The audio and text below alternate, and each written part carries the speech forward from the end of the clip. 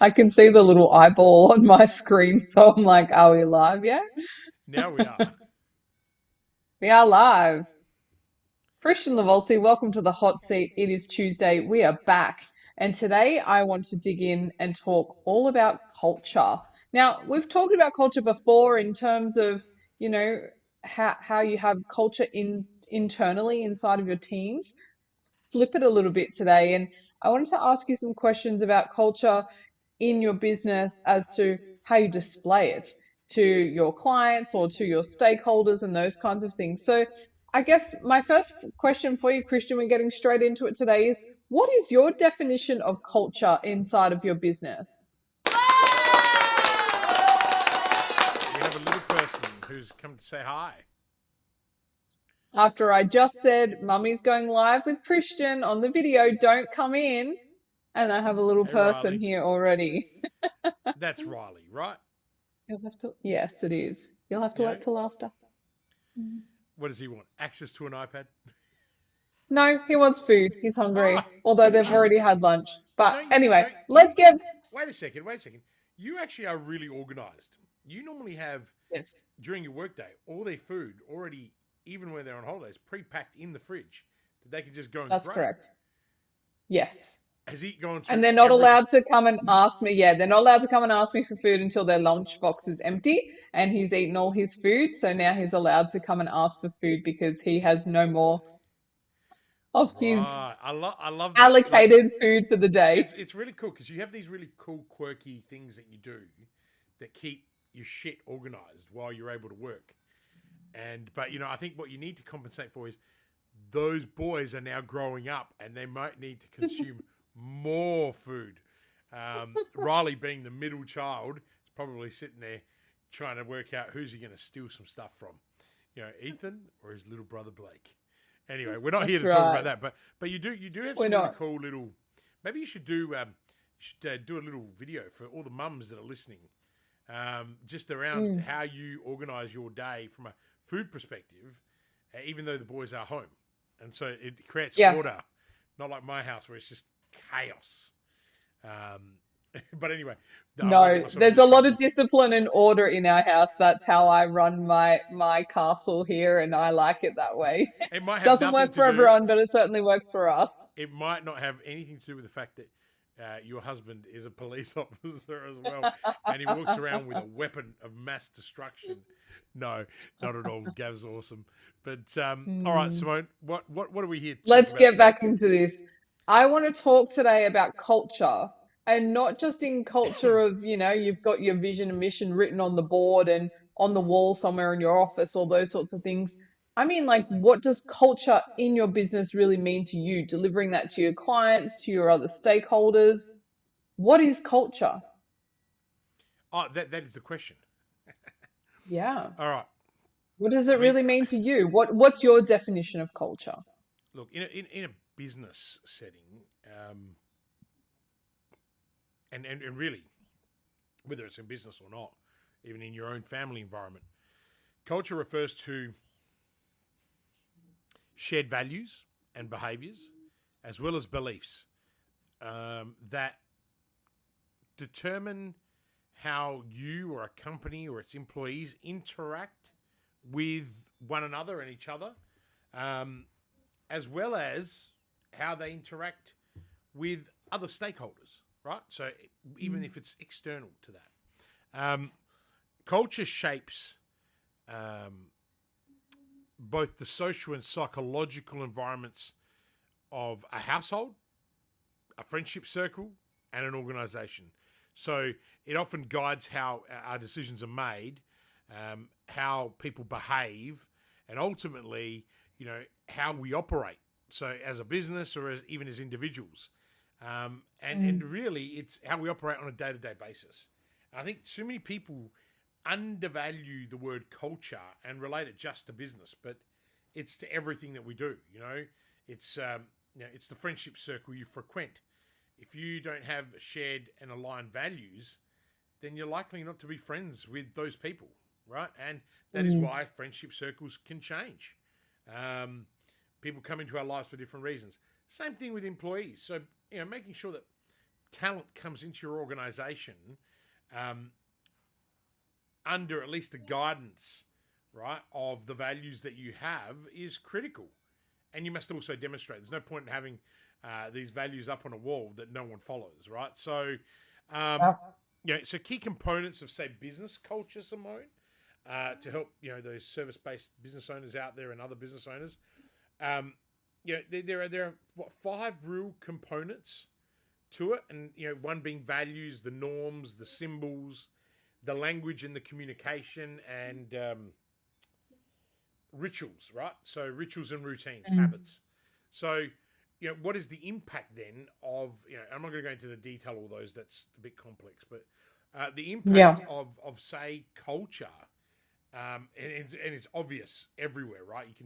You can smell bad culture, you can see bad culture, and you can also taste great culture, right? Mm. But a strong and positive culture, Simone, it will foster engagement. It boosts morale. It enhances productivity. It creates an environment where people feel valued and motivated. And conversely, a weak and negative culture will actually lead to low morale, high turnover, toxic workplaces. And I know people know a lot about toxic workplaces, and Mm. what it does, that it actually undermines leadership and undermines the organization.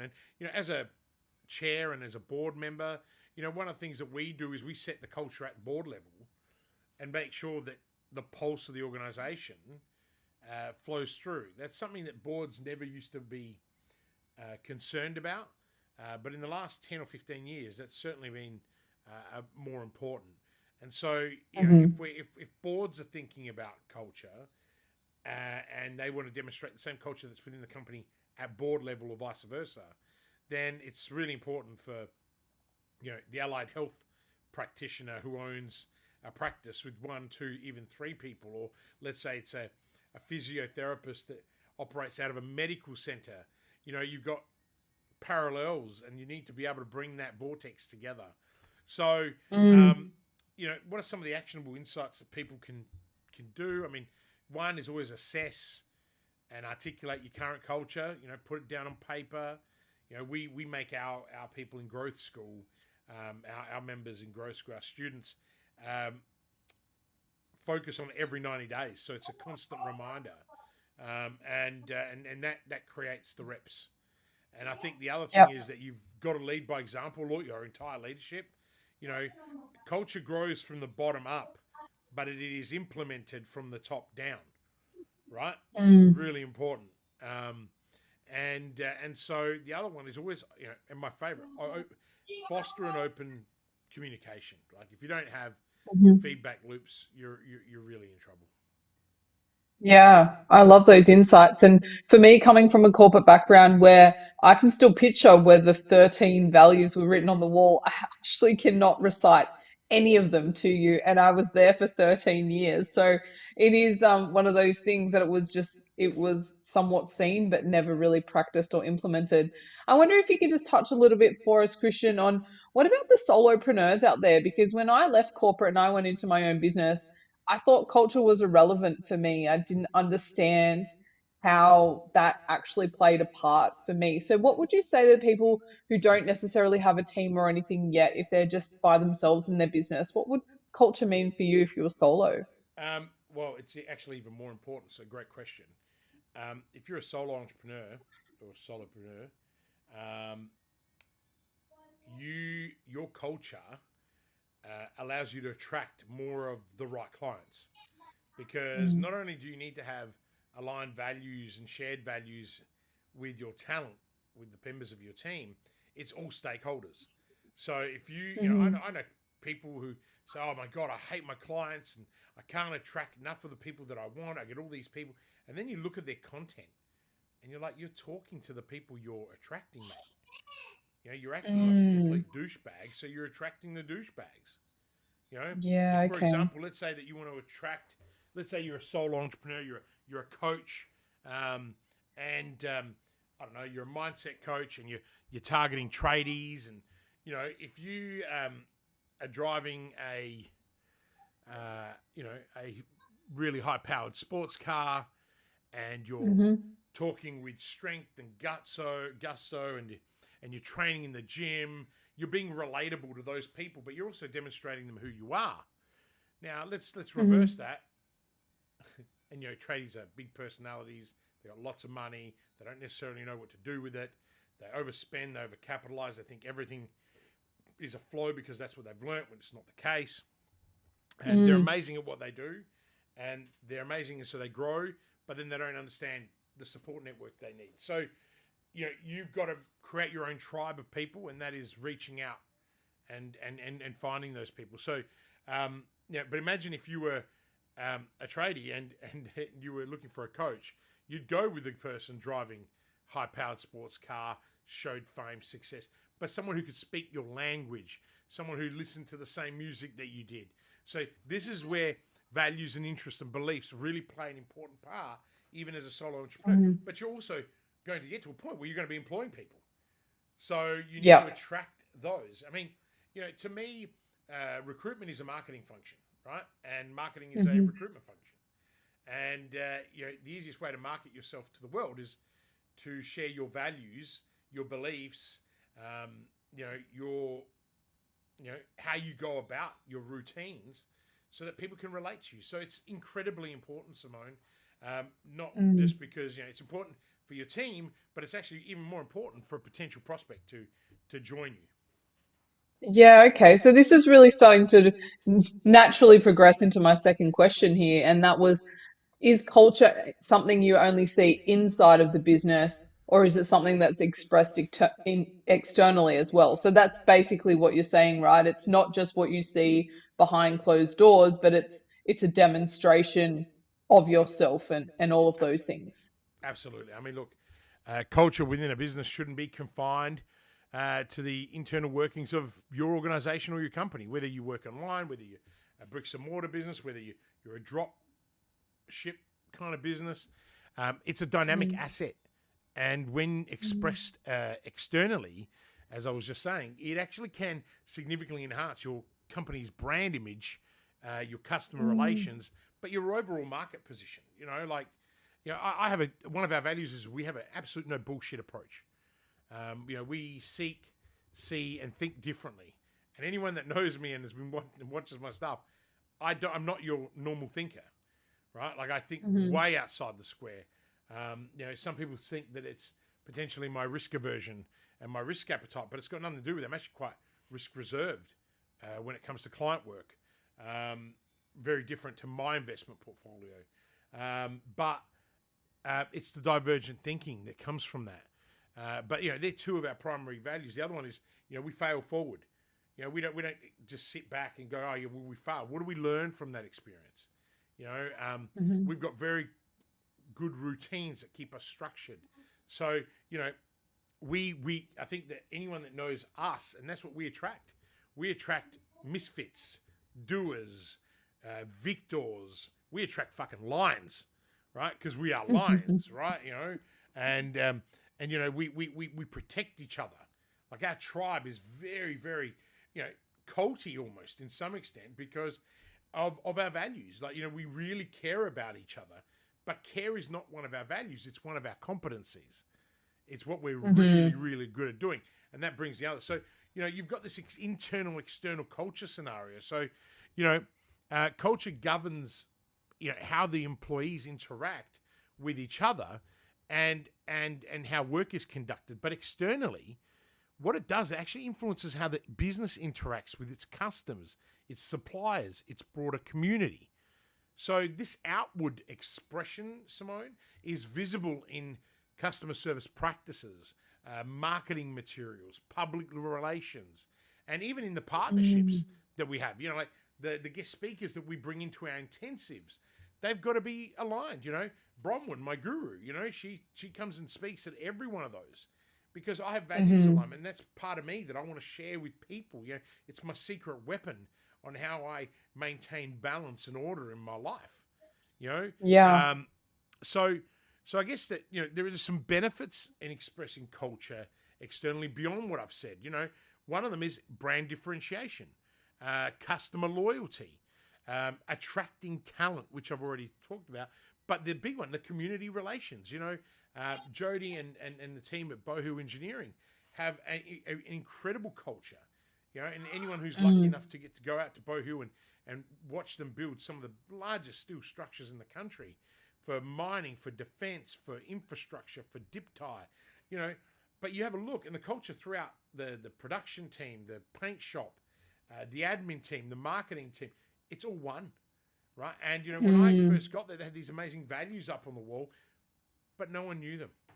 And so we reworked them, and we made them things that people could relate to, and now they're everywhere, and people live and breathe them, and they have a purpose that they're all aligned to, which is together they thrive. And that's that community element. They're 160 kilometers out of the city, so it's a regional business taking on the big boys and girls all over the country, and that wouldn't happen if it wasn't for the culture, right? It would not happen if it wasn't for their culture. So I guess then you've got to look at how do you express that culture externally.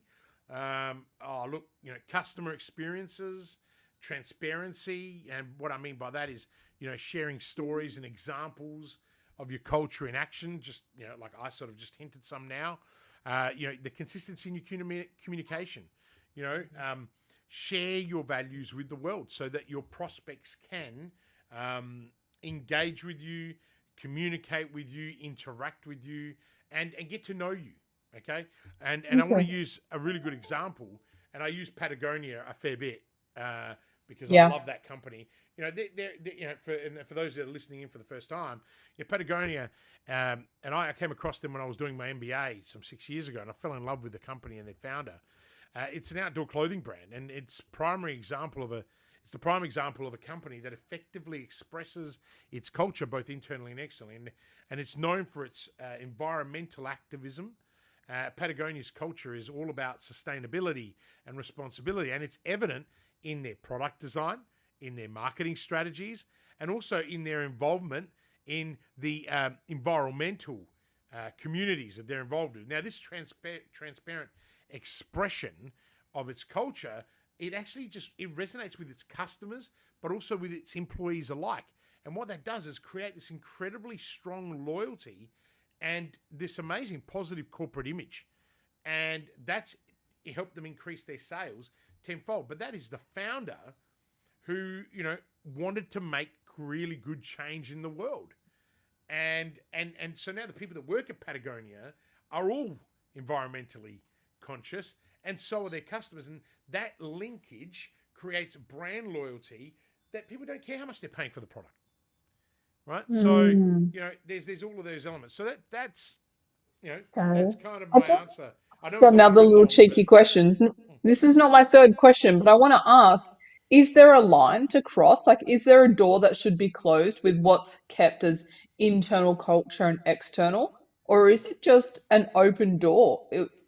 It's there for the world to see. look, I think that, Simone, the days of um, the lack of transparency that we used to see that companies used to have is gone out the window with social media, right? We live in a hyper connected world where if you don't show people who you really are, you are leaving yourself open for criticism, for judgment, and for all of the good stuff that human, nature is founded on. I'm being sarcastic, It's right? quite Like, interesting, though, like isn't it? Because people don't want to share that for fear of judgment. But you're yeah, saying if you don't share it, you're going to be judged anyway. absolutely, because there's always going to be someone who doesn't like what you do or who you are. So if you're out there and you're not posing and not pretending and you're being who you are, if someone does want to come after you, it's going to be pretty hard. Now, if you're a dickhead and you have no integrity and you are a criminal, then sure, you go out and pose that. Good luck, but you will attract other criminals. Like for example, and I'm not, I don't want to get myself in any hot water here, but outlawed motorcycle gangs, right? They've got a very clear culture, and it's evident. Intimidation. They've got patches. They've got jackets. They've got bikes. how many times you hear a massive Harley Davidson roar behind you and instantly you're like, oh, bikers. But then there's a whole bunch of Mm. people that are business people who love Harleys and cruise Harleys, right? But the thing is, there's this culture, this stigma that's created. But they have to represent that 1%, as they put it, because they need to attract new members, but also because they Mm. need to inflict that fear into the wider universe.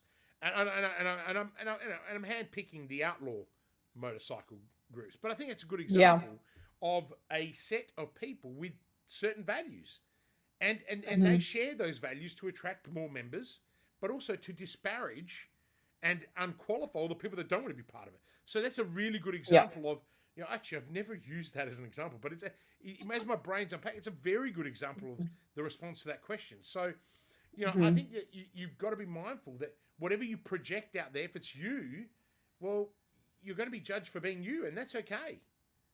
You got to be Mm. happy with who you are. And Yeah. that's another conversation another day. We've all got to keep doing the work ourselves, that's for sure. Got to do the Okay, reps. so I want to move into my third question for you today, Christian. And I want to ask you, what should you do if you don't have a good culture? So, if you know that there's some toxicity going on, whether it's with your clients or whether it's with your team, who's who's responsible for addressing it and what should you do about it? Sorry, I'm laughing because the one thing you shouldn't do is hire fancy culture consultants, right? Like these I consultancy didn't even know that was companies. a thing. Is that a Oh, thing? it, You it can is a hire thing. It is a culture thing, and consultants. and and I'll tell you who it's a thing for. Universities, Mm. who have crap culture most of the time. Why? Lots of smart people with lots of egos, right? So it's but they go governments, right? Normally the big firms they go and hire these so-called transformational consultants. You know, it's like digitization, right? It's a myth, Hmm. but you don't have to go and pay one of the big four millions of dollars, right? And so this conversation is for a whole bunch of different people. If you're a small business, then you don't have the luxury to go and hire anyone most of the time. So I guess what I'm trying to say is you don't need to go and spend any money, no matter where you are. What you need to do is do a Hmm. simple exercise. Look inwards, right, as the founder, and ask yourself, or as the leader, and ask yourself, what am I okay with? Right? That's probably the first thing. Why am I here? Why did I build this business? Right? Why did I start this company? Why did I employ these people? Strip the emotion out and really dig deep and understand. Right? So if and again, what is a bad culture? Is a bad culture one employee telling you they don't like the way you speak to them? Or is it, Mm. in a company of 20? Or is that because that person's a bit weak? Right? And again, that is a culture question, right? Why did you let that person come and work in your organization in the first place? Right? Like, come on, we're all about transparency. I'm not an easy person to work for, right? Mm. But I'm fair, aren't I? Like, I'm incredibly fair, but I'm firm. And all I want is order. I want to know that what we're working on, because we work at speed. Isn't that right, Simone? This is your opportunity Yeah. to have a go at me, right? But no, the truth is, but we have a very transparent environment that we work in. Not everyone can cope with that. Yet, we've got like a 90% retention rate. Because if you don't cut it, you don't come here in the first place. We would Yeah. scrutinize, where did I find you? Right? Like, do you Mm. know what I mean? Like, it's where we find our future employees that matters. I work with some really large organizations that weren't large to start with. And you've got to keep working through. And a lot of the time, it's the people that you've hired that create the culture. And if they're not aligned with your values, then guess what's going to happen? They're going to deviate. So let's look at answering your question. So let's assume you've got a bad culture. And again, I don't really understand what a good and a bad culture is, because that's very personal, right? But let's say you've got a Hmm. toxic culture, right? So what you need to do is you need to look at what's contributing positively and negative to your organization. Okay, that's where you've got to start. But there is about 8 steps that I think that I've used to when I've had to go in and do some reverse takeovers or M&As. That's generally where we see, especially when we try and do mergers and acquisitions. You got, say, 2 organizations. There's normally one good one buying an average one, and this is where the shit show Mm. begins, right? And so Yeah. I kind of always say, okay, let's assess the current culture of both organizations, right? Let's do the litmus test. But in this case, let's look at one company. Let's assess the culture, right? So conduct surveys, interviews, focus groups, whatever it takes. Sit down with people. When I started at Bohu Engineering as their senior advisor before I became chair, I interviewed everyone in the leadership team, every single person. And Jody and Jeremy were like, we've never seen anyone do this before. So what do you mean? How am I meant to provide you with advice if I don't know what your leadership team's like? I need to understand how they are. And that's when I realized that these values that were on the board, that people knew about them and they played to them, but they never really dived deep into them, right? So we never got the very best out of people. And they were an amazing company before I even got there. That's the caveat, right? Like, they were already amazing. They were already good. Let's use the word good. We took them to great as a company, right? There's been a lot of structural changes internally in order to do that over 3 years, part of the strategy, right?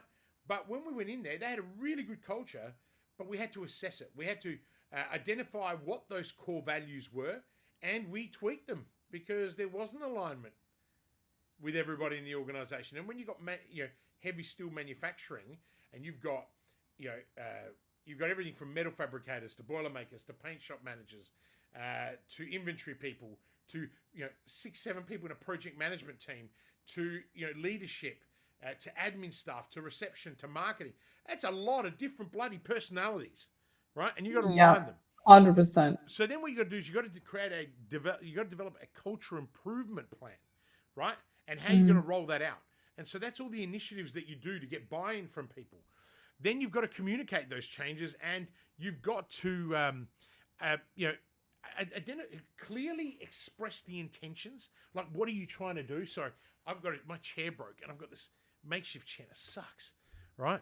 So I'm constantly I'm like being my son. I'm moving in my chair.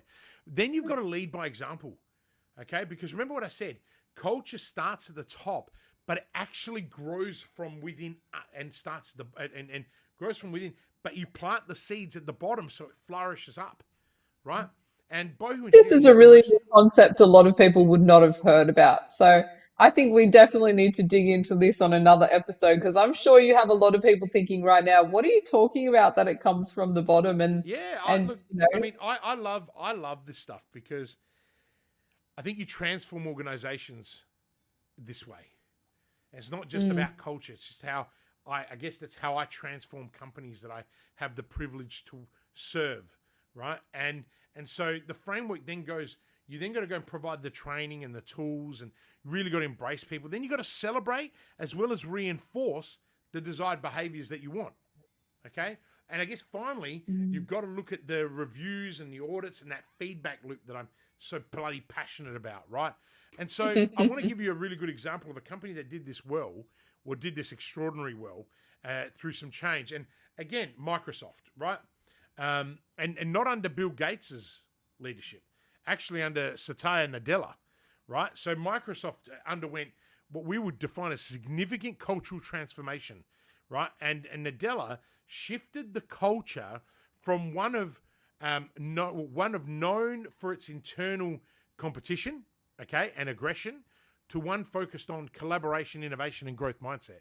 It's huge. Like, anyone who really wants to dive in this stuff, go read about it. So this involved changing the internal metrics that the original founders had created, redefining all the leadership qualities, and integrating the new culture into all the aspects of that business. And as a result, Microsoft saw improvements in employee morale, innovation, and financial performance, which the board was like, wow.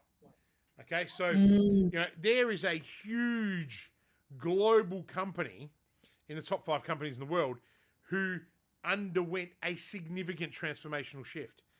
That didn't take a week. Okay, Yeah. so if I had to give anyone some actionable insights from this, because I'm conscious of time, you've got to set clear milestones. Okay, you got to create those feedback loops, and you got to be patient and persistent.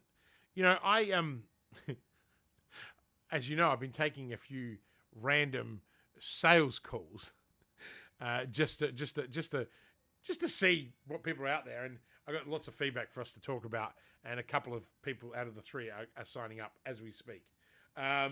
So there might be some value in me jumping into some calls, but that's because I get so personal. One of the people were like, "Wow, I know you came highly recommended from Di Thompson, actually, if she's listening. Di is a very good friend of mine. Was the operations manager at One Advisory, an amazing accounting firm, led by really cool people. David Swink is one of the partners. So is Dom. They're really good people. And Di is one of my champions. She will go out. We sat on boards together, and she said to these people, just get him to talk, right? Ask serious questions and get him to talk. He'll solve your problem on the call. And when I got off the call, as I was getting up, they were like, so how do we buy from you? I'm like, oh, sorry, I forgot to tell you. And they're like, yeah, because we now know you can solve our problem for us. And I think that's me being me. Like, I want to help people.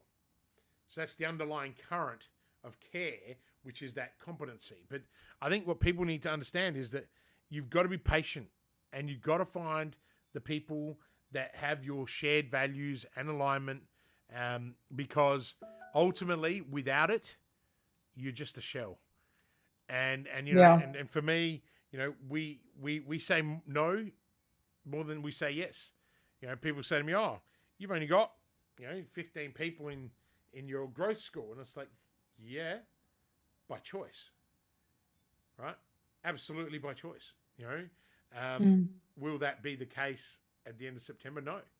We're going to go to 20. We've opened up 5 spots. Sorry, they're already taken. Like, we already know.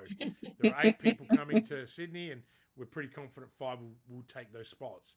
And we're just opening up 5 spots at a time, right? Each quarter, right? Why? Because we feel that that's the best way to grow a community of like-minded people with values that are aligned, because we get the choice.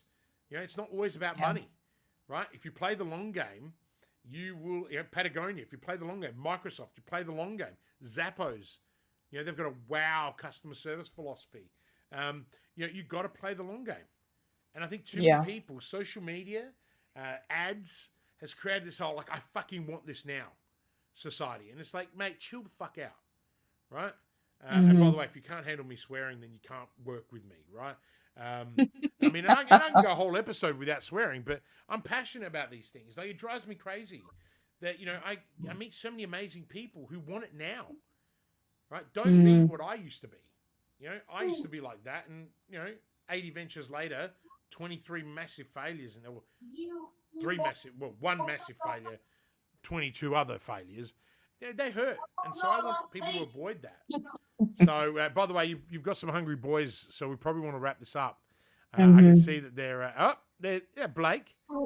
Blake, say hi. What are you wearing today? Oh my gosh, Pajamas. I haven't got dressed today. have we got a shy Blake? Shy Blake. Ninja Turtle pajamas. I'm gonna say he's been fighting with his brother by the look of the tears in his eyes. So Oh, poor buddy. Right? he'll be hiding to tell me something when they Oh, finish. it's okay, Blake. Yeah. Mummy can go in a second. So I think that really wraps it up. I mean, I'm not sure if this thing's broken, but we got 1 like and we've got no viewers. So today the thing hasn't worked. I'm not sure why. Who knows? But We'll make sure that we share this across all of our platforms so people can continue the conversation, because I think there's so much to this. I think we could be talking for another half an hour about culture and what it means individually. And I think that's probably the biggest takeaway that I've taken from the insights that you've shared today, is that it is a very personal journey for you as a business owner, as an employee, as a stakeholder. It's the relationships and how you want them to form in your life, in your absolutely. business, and for everything around you. Yeah. Yeah. And So, Kristian Livolsi. Oh, go. Sorry, cut you off. nothing. I just saw start working with Kristian. That's what Belinda says all the time. and it's up on screen. But yeah, look, I think wonderful conversation on culture, and hopefully there was some wonderful takeaways for people and some insights. I believe next week we've got a brand new intro and an outro video coming. We're going pro, thanks to Blake. Right, we're going pro. Blake, you now wear a helmet when you're on a skateboard, don't you, buddy? Right, when you're showing off to your helmet girlfriend. is a must. That's right. All right, Simone, thank you, as always. Thank you, Kristian, for your time and your insights. This has been the Hot Seat. We will be back next week with some more hot topics and great advice to support you and your business. See you then. With Kristian is a game changer. Hi, I'm Adrian Lee from GrowthLink Coaching and Consulting. I started working with Kristian in August 2020 as his LinkedIn growth consultant. We worked together on his LinkedIn brand for about 12 months before becoming business partners in Growth Outsourced late 2021. Kristian is a hidden genius. He helped me break through a significant financial target by restructuring my growth consulting online business offer. I don't know of any one person who can give you so much focus, clarity, and structure to live your purpose and get shit done. He holds you accountable to your words and gives you the tough love when you need it. I love his no BS approach to business and life. Everyone needs a Kristian Livolsi in their life. Do whatever you have to work with Kristian. This is just the beginning for us, and I am super pumped to continue growing together.